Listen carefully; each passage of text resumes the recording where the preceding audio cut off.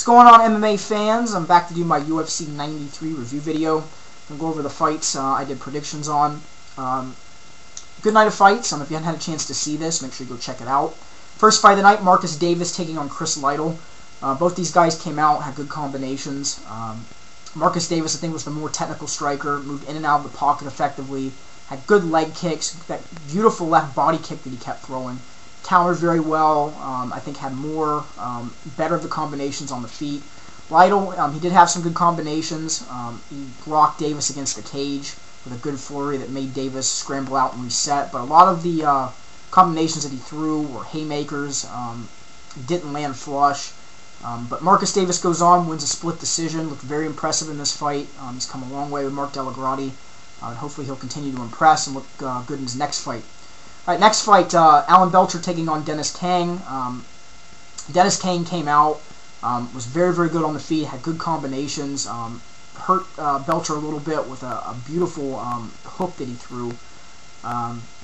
Gets this fight down to the ground, transitions from half guard to side control, ends up getting back into half guard, goes for a Kimura attempt, isn't able to get it. You come into the second round again, he's very, very good on the feet. Belcher landing some good leg kicks though. Kang's able to get it back down to the ground. Locks up a beautiful anaconda choke. Went for the gator roll. Wasn't able to actually secure it in properly. Belcher was able to sneak out. Towards the end of the round, again, Kang, landing some good combinations. Goes for another takedown. Gets sloppy. Gets caught in a guillotine choke. Belcher rolls it over into a topside guillotine and wins the fight via a second-round submission. He looked impressive in this fight.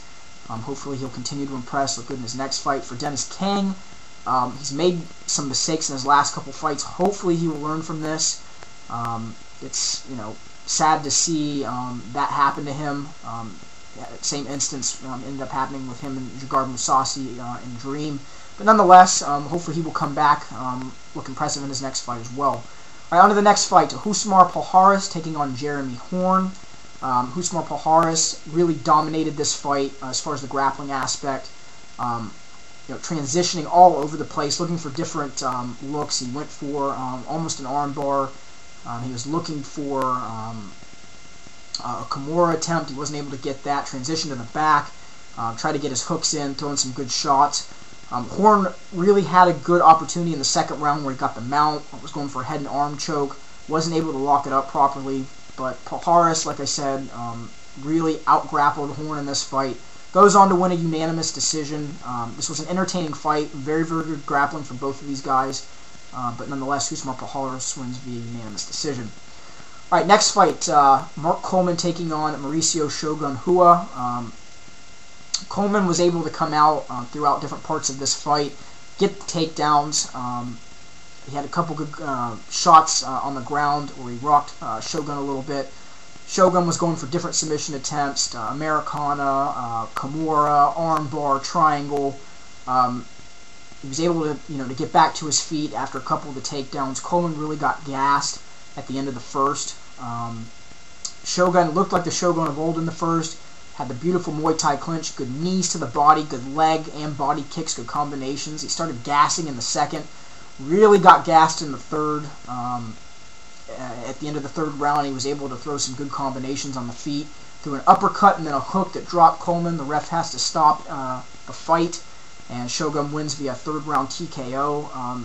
He really did not look that impressive in this fight.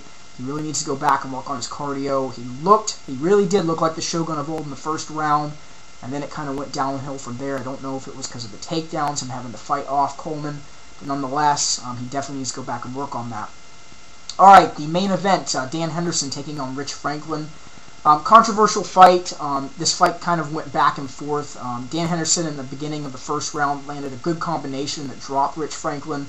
He gets on top of Rich, gets into guard, starts throwing some good shots, some good combos on the ground as well. He threw some nasty ground and pound, some good elbows.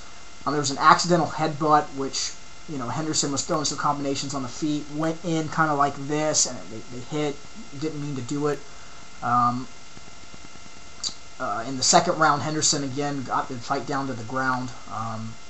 Was throwing some good shots, from inside a guard. Franklin really rebounded in the end of the first. He had some good combinations at the end of the second, and really the third round was all Rich. Rich was just landing good combinations on the feet, good leg kicks, good body kicks. The fight ends up getting prematurely halted for a few moments because Dan Henderson threw a kind of like a left open-handed jab. Again, that was another one where he didn't mean to. He got Rich in the eye. With about 40 seconds left, the fight ends up going to the judge's scorecard, and Dan Henderson wins a split decision. Controversial fight. You could have gone in the second round. You could have given that to Rich.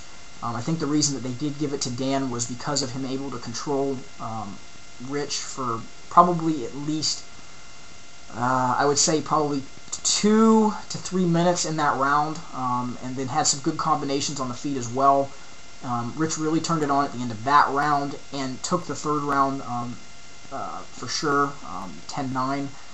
The first round, again, I think Dan stole that round because of that beautiful combination that he threw, dropping Rich and then following down to the ground and doing some good ground and pound. And Rich really didn't turn it on until about a minute left in that fight. So it could have gone either way. You could have given the second round to Rich. I think the first round was Dan. The second, you could have gone either way. The third was Rich. But anyways, Dan Henderson wins via split decision. Looked impressive. Hopefully he will look good in his next fight. He's going to be fighting Michael Bisping and coaching The Ultimate Fighter the next season. So that was my review of UFC 93. Leave some comments, constructive, negative, positive. And on that note, you guys, have a great day.